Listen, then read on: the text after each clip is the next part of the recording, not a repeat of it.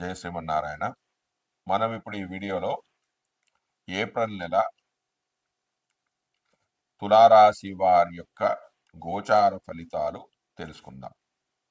ముందుగా రవి యొక్క ఫలితాలు. తులారాశి వారికి రవి ఏప్రిల్ 13 వరకు 6వ భావంలోను,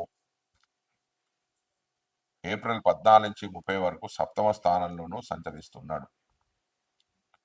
6వ ఇంట సంచరించే శని వలన మంచి సుఖజీవనం, 6వ ఇంట సంచరించే రవి వలన మంచి సుఖజీవనము, అనుకున్న కార్యక్రమాలు పూర్తి కావడము, శరీర సుఖము, సంతోషము, వస్త్ర ధనధాన్య లాభాలు కలుగుతాయి.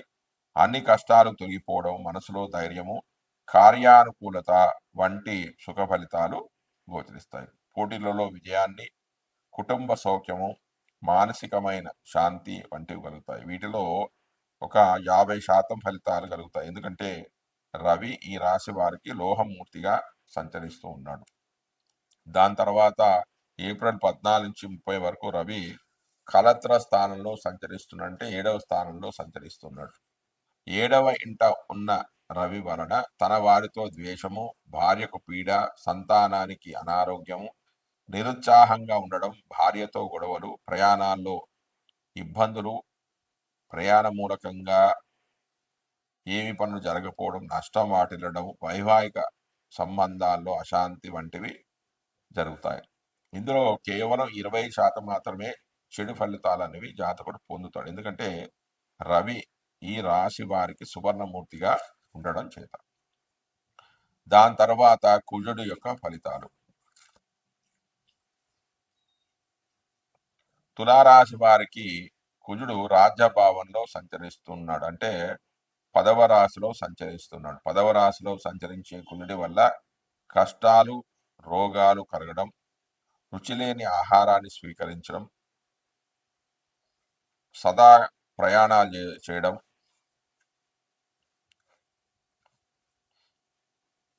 కార్య విఫలము, అనారోగ్యము, శత్రుత్వం వంటివి జరిగే అవకాశాలన్నీ ఉన్నాయి. వీటిలో 50% మాత్రమే చెడు ఫలితాలు అనేవి జరుగుతాయి. కారణం ఏంటంటే ఈ రాశి వారికి కుజుడు లోహమూర్తిగా ఉండడం చేత. తర్వాత బుధుడు యొక్క ఫలితాలు. తులారాశి వారికి బుధుడు 6వ స్థానంలో సంచరిస్తూ ఉన్నాడు. 6వ స్థానంలో సంచరించే బుధుడు శుభ ఫలదాత. 6వ రాశిలో బుధుడి సంచారం వల్ల ధనధాన్య లాభము, మనసులో ధైర్యం, విద్యలో ఆనందాలు, అంటే అనుకున్న ఫలితాలు సాధించడం వల్ల విద్యాపరంగా వారికి మంచి కలుగుతుంది. తద్వారా సుఖము ఉంటుంది. జనాలలో పేరు రావడం, జయము, సుఖశాంతులు, ధనవృద్ధి, సుఖశాంతులు, కీర్తి, విజయం కలుగుతాయి. వివిధ రకాల ఆభరణాలు సంపాదించుకోవడం లాంటివి జరుగుతాయి. ఈ రాశి వారికి బుధుడు రజతమూర్తిగా ఉండడం చేత ఇందులో 70% మాత్రమే శుభ ఫలితాలు జాతకుడు పొందుతాడు. తర్వాత గురుడు యొక్క ఫలితాలు. తులారాశి వారి గురుడు 8వ స్థానంలో సంచరిస్తున్నాడు. 8వ రాశిలో సంచరించే గురుడి వలన కొంచెం భయాలు కలుగుతాయి. ప్రభుత్వాధికారుల ఆగ్రహానికి గురి కావడం లాంటివి జరుగుతాయి. శరీరంలో ఆ కాంతి అనేది తగ్గిపోతూ ఉంటుంది. ధైర్యం అనేది సన్నగిల్లుతుంది. కటువుగా మాట్లాడము, శ్రమ, వృధా ప్రయాణాల వల్ల అధిక వ్యయం కావడము, వ్యాధి కారణంగా అనారోగ్యము, శరీరంలో నీరసము, మానసిక ఒత్తిడి, వాహనాల సమస్యలు వంటివి జరుగుతాయి. ఇందులో కేవలం 20% మాత్రమే చెడు ఫలితాలు అనేవి కలుగుతాయి. ఎందుకంటే ఈ రాశి వారికి గురుడు లోహమూర్తిగా ఉండడం చేత. తర్వాత శుక్రుడి యొక్క ఫలితాలు. తులారాశి వారికి శుక్రుడు 6వ ఇంట సంచరిస్తున్నాడు. 6వ రాశిలో సంచరించే కాలంలో కొంచెం గొడవలు జరుగుతాయి, శత్రు పీడలు ఉంటాయి, బంధువులతో వైరాలు ఏర్పడతాయి, కుటుంబంలో వివాదాలు, ఆయాసము, ప్రయత్నాలు విఫలం కావడం, అవమానాలు, ఆతురత, రుణాలు చేయడం, వ్యవహారంలో చిక్కులు, అపాయాలు, అంటే రుణాలు చేయడం ద్వారా అప్పుడ వాళ్ళ చేత బాధలు పడడం లాంటివి జరిగే అవకాశం ఉంది. ఇందులో కేవలం ఒక 70% అశుభ ఫలితాలు గోచరిస్తాయి. ఎందుకంటే ఈ రాశిలో శుక్రుడు రజతమూర్తిగా సంచరిస్తూ ఉన్నాడు కాబట్టి. తర్వాత శని యొక్క ఫలితాలు. తులారాశి వారికి శని 6వ స్థానంలో సంచరిస్తూ ఉన్నాడు. గోచారిత్యా 6వ ఇంట సంచరించే శని శుభ ఫలితాలను కలిగజేస్తాడు. 6వ రాశిలో సంచరించే శని వల్ల ధనధాన్య వృద్ధి, సంతోషం, సుఖం, సంతోషం కలుగుతుంది. గతంలో ఆగిపోయిన గృహ నిర్మాణ పనులు చురుకుగా సాగుతాయి. శత్రువులపై జయాన్ని సాధిస్తారు. అన్ని రకాలుగా అనుకూలతలు కలుగుతాయి. వీటిలో 25% మాత్రమే శుభ ఫలితాలు అనేవి కలుగుతాయి. తర్వాత రాహు యొక్క ఫలితాలు. తులారాశి వారికి రాహు 6వ భావంలో సంచరిస్తూ ఉన్నాడు. 6వ ఇంట సంచరించే రాహు శుభ ఫలదాత. 6వ స్థానంలో సంచరించే రాహు వలన ధైర్యంతో కూడిన బుద్ధిని, పరాక్రమాన్ని, శత్రువులపై విజయాన్ని, శుభాన్ని, శత్రువుల కారణంగా గో భూ లాభాన్ని కలగజేస్తాడు. అంటే రాహు 6వ స్థానంలో ఉండడం వల్ల వీరికి శుభ ఫలితాలు కలుగుతాయి. ఇందులో రాహు లోహమూర్తిగా సంచరించడం వల్ల అందులో సగం అంటే 50% శుభ ఫలితాలను జాతకుడు పొందే అవకాశం అనేది ఉంది. తర్వాత కేతువు యొక్క ఫలితాలు. తులారాశి వారి కేతువు వ్యయ భావంలో సంచరిస్తూ ఉన్నాడు. అంటే 12వ స్థానంలో ఉన్నాడు. 12వ ఇంట సంచరించే కేతు వలన వ్యయము, అనారోగ్యము, బంధనము, ఆధ్యాత్మిక జ్ఞాన సముపార్జన కలుగుతుంది. అంటే భక్తి భావన ఎక్కువగా కలుగుతుంది. వీరు దేవాలయాన్ని ఎక్కువగా సందర్శిస్తారు. భక్తి ప్రవృత్తులు అనేవి చాలా పెరుగుతాయి. పుణ్యక్షేత్ర సందర్శన చేయడం అనేది జరుగుతుంది. కొంత బాధకు గురి కావడం, శత్రు విచారము, ఉత్సాహ భంగము జరుగుతాయి. అందులో కేవలం ఒక 50% లో చెడు ఫలితాలు కలుగుతాయి. ఎందుకంటే ఈ రాశిలో కేతువు లోహమూర్తిగా సంచరిస్తున్నాడు కాబట్టి. జై శ్రీమన్నారాయణ. మనం ఇప్పుడు ఈ వీడియోలో ఏప్రిల్ నెల మీనరాశి వారి యొక్క గోచార ఫలితాలు తెలుసుకుందాం. ముందుగా రవి ఫలితాలు. రవి మీనరాశి వారికి జన్మరాశిలోను ఏప్రిల్ 14 నుంచి 30 వరకు ద్వితీయంలోనూ సంచరిస్తూ ఉన్నాడు. జన్మరాశిలో సంచరించే రవి వలన శరీరం అంతా బాధలకు గురి కావడం, మనసులో వివిధ రకాల ఆలోచనలు, అకాల భోజనము, బంధుమిత్రులతో విరోధాలు ఏర్పడడం, త్వరగా అలసిపోవడం, ధన నష్టము, కోపము, ఆందోళన, రోగాలకు గురి కావడం, నేత్ర సమస్యలు రావడం వంటివి జరుగుతాయి. రవి ఈ రాశి వారికి తామ్రమూర్తిగా ఉండడం చేత అందులో 70% అశుభ ఫలితాలు అనేవి గోచరిస్తాయి.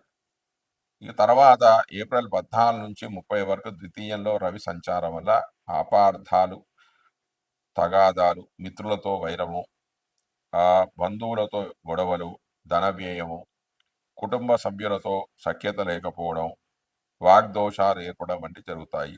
మీనరాశి వారికి రవి లోహమూర్తిగా ఉండడం చేత ఈ చెడు ఫలితాల్లో కేవలం ఒక 50% మాత్రమే జరిగే అవకాశాలు అనేవి ఉన్నాయి. దాని తర్వాత కుజుడు యొక్క ఫలితాలు. మీనరాశి వారికి కుజుడు 5వ స్థానంలో స్థితి చెంది ఉన్నాడు. 5వ రాశిలో సంచరించే కుజుడి వల్ల శరీరంలో రోగాలు ప్రబలడము, పాప పనులు చేయడము, శత్రు బాధలు, అతి కోపము, పుత్రులతో విరోధాలు ఏర్పడడం, సంతానం వల్ల మనస్తాపము, శారీరక బలహీనత ఏర్పడడం, ఆలోచన సరళి సరిగా లేకపోవడము, మానసిక ఒత్తిడి, విద్యా విషయాల్లో ఆటంకాలు, చికాకులు వంటివి జరుగుతాయి. ఇందులో 70% ఫలితాలు మాత్రమే జరిగే అవకాశం ఉంది. కారణం ఏంటంటే ఈ రాశి వారి కుజుడు తామ్రమూర్తిగా ఉండడం చేత. మీనరాశి వారికి బుధుడు జన్మరాశిలో సంచరిస్తూ ఉన్నాడు. బుధుడు జన్మరాశిలో సంచరించే కాలంలో మానసిక వైకల్యము, బంధువులతో తగాదాలు ఏర్పడడం, అకాల భోజనము, తగాదాలు, దుర్మార్గుల సహవాసము, శత్రువృద్ధి, చంచలత్వము, బంధువులతో ఇబ్బందులు, ధన నష్టం వంటి ఫలితాలు కలుగుతాయి. ఇంతేకాకుండా కటువైన భాషణ, మానసికమైన ఒత్తిడి, దుష్ట జన సాంగత్యము, దురాలోచనలు వంటి ఫలితాలు జరుగుతాయి. ఈ రాశి వారికి బుధుడు లోహమూర్తిగా ఉండడం చేత 20% మాత్రమే చెడు ఫలితాలు జరిగే అవకాశం అనేది ఉంది. తర్వాత గురుడు యొక్క ఫలితాలు. మీనరాశి వారి గురుడు తృతీయంలో సంచరిస్తూ ఉన్నాడు. తృతీయంలో సంచరించే గురుడి వలన విశేషమైన శ్రమ, కు గురి కావడం, బంధువులతో విరోధాలు ఏర్పడడం, దారిద్రము, శారీరక బాధలు, అందరితో గొడవలు, ఉద్యోగ స్థానంలో చికాకులు, తగవులు, కార్యనాశము, వృధా ప్రయాణాలు, అధికార నష్టం, స్థానచలనము, వ్యాపారంలో అవరోధాలు అనేవి ఏర్పడతాయి. తర్వాత శుక్రుడి యొక్క ఫలితాలు. మీనరాశి వారికి శుక్రుడు జన్మరాశిలో సంచరిస్తూ ఉన్నాడు. శుక్రుడు జన్మరాశిలో ఉన్నప్పుడు ధనలాభము, మన సౌఖ్యము, పరస్త్రీలతో సుఖపడుట, చేసే పనుల ద్వారా ధనలాభము, సంతాన వస్తు వస్త్రలాభము, సుఖాలు, విద్యావృద్ధి, అనుకున్న పనులు పూర్తి కావడం, సుఖవంతమైన వైవాహిక జీవితం, వాహనాలు, గృహ గృహాలు లభ్యమవుతాయి. ఈ రాశి వారి శుక్రుడు లోహమూర్తిగా ఉండడం చేత ఇందులో కేవలం 20% మాత్రమే చెడు ఫలితాలు అనేవి కలిగే అవకాశం అనేది ఉంది. తర్వాత శని యొక్క ఫలితాలు. మీనరాశి వారికి శని జన్మ రాశిలో సంచరిస్తూ ఉన్నాడు. యాదృష్టం క్రియతే కర్మ తాదృష్టం భుజతే ఫలం, యాదృష్టం వ్యాప్తే బీజం తాదృష్టం ప్రాప్యతే ఫలం. మనం ఏ బీజాన్ని నాటుతామో ఆ సంబంధమే ఫలమే ఆ చెట్టులో కనిపించే విధంగా మనం అనుసరించిన కర్మానుసారం ఫలితాలు అనేవి నిర్ణయించబడతాయి. గోచార గ్రహాల్లో మిగిలిన గ్రహాల కంటే గురువు, రాహు, కేతువులు, శనులు మెల్లగా నడిచేవారు కావడంతో వీరిచ్చే ఫలితాలు ఆ వ్యక్తిపై మెల్లగా ప్రభావితమై దీర్ఘకాలం అనేవి ఉంటాయి. ప్రత్యేకించి శని సంచారం వ్యక్తిగత జాతకాలపై విశేష ప్రభావాన్ని చూపిస్తుంటుంది. ఈ ప్రభావం అందరికీ ఒకేలా ఉంటుందని చెప్పలేము. సూర్యపుత్రుడైన శని చంద్రలగ్నాతో 1, 2, 4, 7, 8, 12 స్థానాల్లో ఉండే కాలం పరీక్షా కాలం అని చెప్పవచ్చు. శని ప్రతి రాశిలో 30 నెలల కాలం లేదా 30 నెలల కాలం అంటే 2.5 సంవత్సరాల కాలం ఉండడంతో అన్నీ మెల్లగా సాగుతూ ఉంటాయి. ప్రత్యేకించి శని చంద్రలగ్నాదు 12, 1, 2 స్థానాల్లో ఉన్నప్పుడు ఏలనాటి శని అనే పేరుతో పిలుస్తారు. శని విశేష దృష్టి కారణంగా ఒకే సమయంలో అనేక భావాలపై ఈ ప్రభావం ఉండడంతో కాలు చెయ్యి ఆడంతగా కంగారు పడతారు. మొత్తం 7.5 సంవత్సరాలు ఇలాగే ఉంటుందా అంటే ఖచ్చితంగా ఉండదు అని చెప్పవచ్చు. అయితే చెడు గుర్తున్నట్టుగా మంచి అనేది గుర్తుండదు. కేవలం చెడు మాత్రమే తలుచుకుంటూ ఉంటాం. శని దోషాలు ఎన్నిసార్లు వస్తూ ఉంటాయి. పుట్టినప్పుడు శని ఉన్న స్థితిని అనుసరించి ఏర్పడుతూ ఉంటుంది. 15 సంవత్సరాల లోపు వచ్చినప్పుడు శని ప్రభావం అంతగా ఎక్కువగా ఉండదు అని చెప్పవచ్చు. 15 వేట వస్తే 45, 75 సంవత్సరాల్లో వస్తుంది. పుట్టుకతోనే ఏళ్ళనాటి శని ఉంటే దీర్ఘాయు కల వారికి 4 సార్లు కూడా వస్తుంది. ఇలాగే అర్ధాష్టమ, అష్టమ శనులు తిరిగి వస్తుంటాయి. ప్రతిసారి ఈ ఫలితాలు అన్నీ చెడ్డవి కావు, అలాగని మంచివి అని చెప్పవచ్చు. మొదటిసారి వచ్చే దాన్ని మంగు అని, రెండవసారి వస్తే పొంగు అని, మూడవసారి వస్తే కొంగు అని అంటారు. అయితే జన్మరాశిలోనికి మొదటిసారి వస్తే కష్టము, తక్కువ, సుఖహీనత, రెండవసారి వస్తే మనోచింత, స్త్రీలకు ధనం, సంతాన లాభం, బంధువైరం ఉంటాయి. మూడవసారి వస్తే బంధునాశనము, విఫలయత్యాలు అనేవి ఉంటాయి. కాబట్టి మీ జన్మరాశిలోకి శని మొదటిసారి వస్తున్నాడా, రెండవసారి వస్తున్నాడా, మూడవసారి వస్తున్నాడా అనేది చూసుకొని ఫలితాలను మీరు బేరీజు వేసుకోవాల్సి ఉంటుంది. దాని తర్వాత రాహు యొక్క ఫలితాలు. మీనరాశి వారికి రాహువు జన్మరాశిలో సంచరిస్తున్నాడు. రాహువు జన్మరాశిలో సంచరిస్తున్నప్పుడు భార్యాపుత్రులతో విరోధాలు ఏర్పడతాయి. దేశ సంచారం ఉంటుంది. ప్రవాసంలో ఉండడం, రోగ పీడలు, ధనానికి ఇబ్బంది కలగడం, శరీరంపై గాయాలు కలగడం వంటివి జరుగుతాయి. ఇందులో 70% అశుభ ఫలితాలు జరిగే అవకాశం అనేది ఉంది. కారణం ఏంటంటే ఈ రాశి వారికి రాహువు తామ్రమూర్తిగా ఉండడం చేత.